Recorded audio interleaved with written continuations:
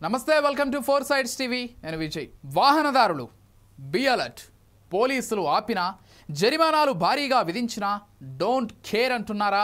మళ్ళీ అదే తప్పు చేస్తూ ఫైన్ కట్టేందుకు సై అంటున్నారా అయితే ఇక మీ పప్పులు ఉడకవు మీ తప్పులు 12 పాయింట్లు దాటితే ఇకపై రోడ్డుపై బండి నడపలేరు ఏకంగా మీ లైసెన్సే రద్దవుతుంది రోడ్డు ప్రమాదాల నివారణకు డ్రైవర్ల నిర్లక్ష్య డ్రైవింగ్ను అరికట్టేందుకు పోలీసులు పాయింట్ల విధానాన్ని కఠినతరం చేయాలని నిర్ణయించున్నారు రాష్ట్రంలో హత్యల కంటే రోడ్డు ప్రమాదాల వల్లే 10 రెట్లు ఎక్కువ మంది చనిపోతున్నారని తెలంగాణ డీజీపీ శివధర్ రెడ్డి తెలిపారు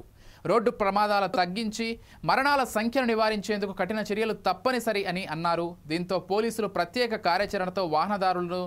దూకుడుకు కళ్ళెం వేయాలని నిర్ణయించారు మద్యం తాగి వాహనం నడపడం ర్యాష్ లేదా wrong side driving signal jumping phone మాట్లాడుతూ డ్రైవింగ్ హెల్మెట్ లేదా సీట్ బెల్ట్ ధరించకుండా ప్రయాణించడం బీమా లేని వాహనం నడపడం పరిమితికి మించి ప్రయాణికులను ఎక్కించుకోవటం అతివేగం రేసింగ్ వాహనం నడుపుతూ గొలుసు దొంగతనాలు ఇలా ప్రతి తప్పుకు పాయింట్లు నమోదు చేస్తారు 2 ఏళ్లలో 12 పాయింట్లు నమోదైన వాళ్ల డ్రైవింగ్ లైసెన్స్ను ఏడాది పాటు రద్దు చేస్తారు ఇకపోతే ప్రతి సంవత్సరం హైదరాబాద్లోనే కోటికి పైగా ట్రాఫిక్ ఉల్లంఘనలు నమోదవుతున్నాయి కానీ గత ఏడాదిన్నర కాలంలో రవాణా శాఖ 18,973 డ్రైవింగ్ లైసెన్సులు మాత్రమే రద్దు చేసింది ఉల్లంఘనలపై చలానాలు విధించినా జరిమానా కట్టడంలో వాహనదారులు నిర్లక్ష్యంగా వ్యవహరిస్తున్నారు కొందరైతే ఫైన్ కట్టేందుకు సైతం సిద్ధపడి ట్రాఫిక్ ఉల్లంఘనలకు పాల్పడుతున్నారంటే నిర్లక్ష్యం ఏ స్థాయిలో ఉందో అర్థం చేసుకోవచ్చు అందుకే